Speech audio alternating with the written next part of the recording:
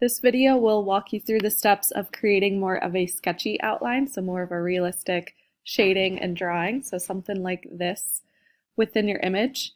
There's a lot of layers that we're going to be working with, but first you'll want to start with your background layer. So go ahead and open up a background image that you want to start working with, and then we'll be walking through the steps of the different layers here. The layer that the image that I'm going to be working with, I'm going to add a new layer, and this is going to be the layer that I'm outlining and shading on with black. So I'm going to grab black from my paintbrush here, and I'm going to make that size fairly small brush. And remember that the little brackets underneath delete button on your keyboard is the shortcut to change the size of your paintbrush. So something like this will work well. I'm going to zoom in a little bit, maybe make this slightly smaller. And again, if you choose this little folder at the top, you can select different types of brushes. I'm just going to use a regular brush for this, but you might want to choose one that has more of an angled edge as you're working and as you're shading things in. But what I'm going to do as I start shading is just start looking for all of the areas of shadow, so all of the darker areas in the image. So in the hair, I'm looking at some of these darker spots. I'm not necessarily going over every single detail of the hair, but looking for some of the general areas that I can start to shade in and just following the direction of the image. So instead of just doing straight up and down as I'm shading, I'm trying to follow the curve of the hair. So I'm just going to fill in a few of those spots. So I would finish going through the rest of the hair there. I'm going to zoom in and show a little bit with shading in an eye and different parts of the image. But with the eye, you're going to want to just follow some of that detail with outlines and shading. Remember, if you have this button selected, so adjusting the pressure of the pen, while you're shading with the tablet, as you press lightly, it will create lighter lines versus pressing a lot harder on the tablet, creating thicker lines. So you can vary the amount of pressure that you are shading in with the tablet. So in areas like this, around the eye where there's slight shadows, I'm just lightly shading with my brush. And this might be an area where I'll make that brush a little bit smaller so we can get more of the details. So outlining some of these lines around the eyes. Again, just shading that in. Outlining some of these details in the eye. Going over some of the texture. So again, as I'm shading, I'm not shading straight up and down, but I'm looking for those areas that curve on the face and trying to follow the directional lines of the face. So on the cheek here, it comes out and around and kind of curves down, so I can shade that in. I'm just going through all of those areas and adjusting the amount of pressure that I'm outlining with. And as I'm shading, instead of just outlining certain areas or holding the brush down constantly, I'm shading back and forth fairly quickly in some of these spots to just give it a little bit more texture and a little bit more of that shading technique.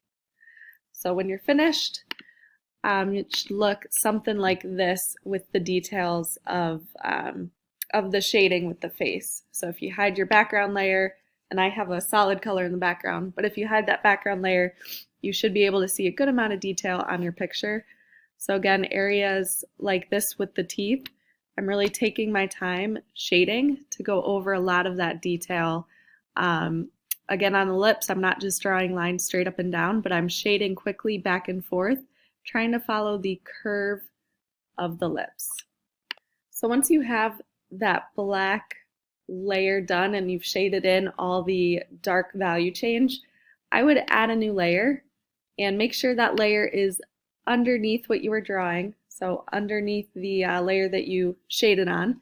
Grab your paint bucket and choose a color that you want to fill it in with. Try to find a medium value.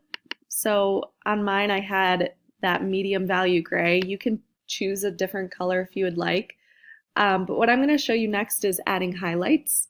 So instead of doing white in the background, I would choose a medium value so you can work with some different highlights and bringing those back. So let me show you what those highlights will look like. So here's the highlight layer that I'm going to talk about next. So that brings a lot more form and dimension to your image versus if you just had a white background, then you're going to lose all of that value change. So I would recommend a medium value. You can also use the gradient tool. If you click and hold down that paint bucket, the gradient tool is there.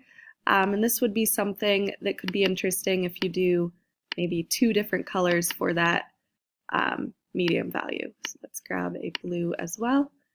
And then if you click and drag across, it will add that in. So I'm just going to bring this gray layer back, and I'm going to hide that white layer so we can talk about adding highlights.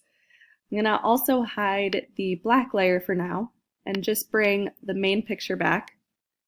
And with the paintbrush, I'm going to switch my color to white. So I'm double clicking on that square, selecting white.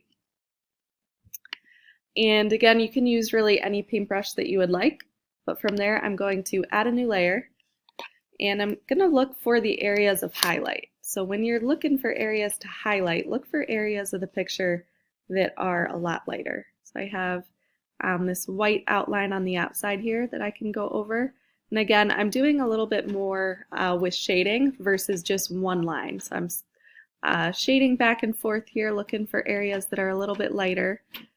If it helps, you can go up to Image at the top of your screen and then down to Adjustments and make that picture black and white. So that might help for you to be able to pick out where those white values are within your image. Let me click on the correct layer. So again, Image, Adjustments, black and white. And this might help you to see those areas that are lighter. Just getting rid of that color for now might help. So I'm just going around and outlining all of those areas that are in highlight with white. So I'm shading those in. Don't forget the eyes. Look for maybe some texture you can add in there. And some texture on top. And I actually did not switch back to my new layer for my white layer, so make sure you're always on the right layer and never drawing on that background. So I would have to do Command Z to undo and get rid of that before moving on. But look at maybe the teeth or any highlights in the gums that you can add a little bit to.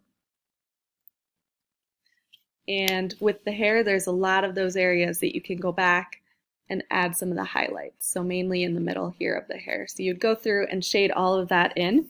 So when you're done, you can hide your background image, bring back that white layer, and this is what my white layer looks like. So again, you can see a lot of those highlights along the nose, the eyes, hair, teeth, a little bit on the wrinkles of the shirt. And then when I bring my black layer back, it again has a lot of dimension with it. And something else you can play around with is the background. So again, you could try maybe different colors like this. I outlined or went in with a thicker paintbrush and went around my picture so that I have just the focal point or just the person here as the gray tone, so that that separates the focal point from the background. So you could maybe use a bigger brush size and shade that background in.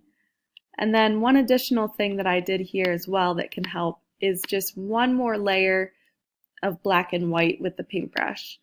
So for this layer, I went in with a bigger paintbrush and picked out just the biggest or the brightest areas of highlight, and I shaded over those areas. And then I picked out the darkest shadows and shaded over those areas. So give that a try with some of these steps and see what you can do with your picture and how you can try to really focus on shading highlights and shadows on separate layers.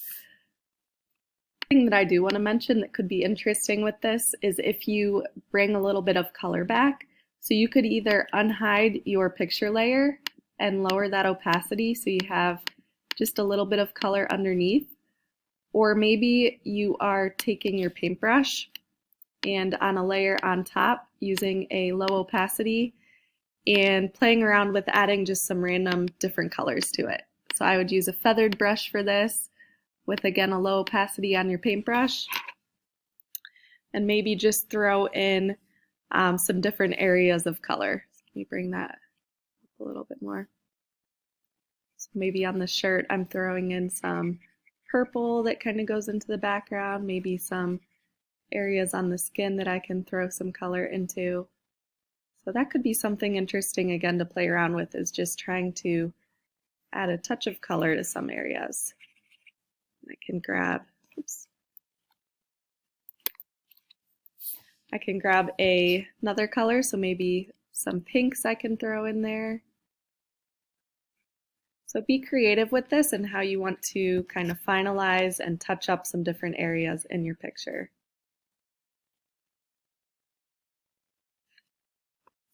There's also a time lapse of me completing this whole drawing, so be sure to check that video out as well.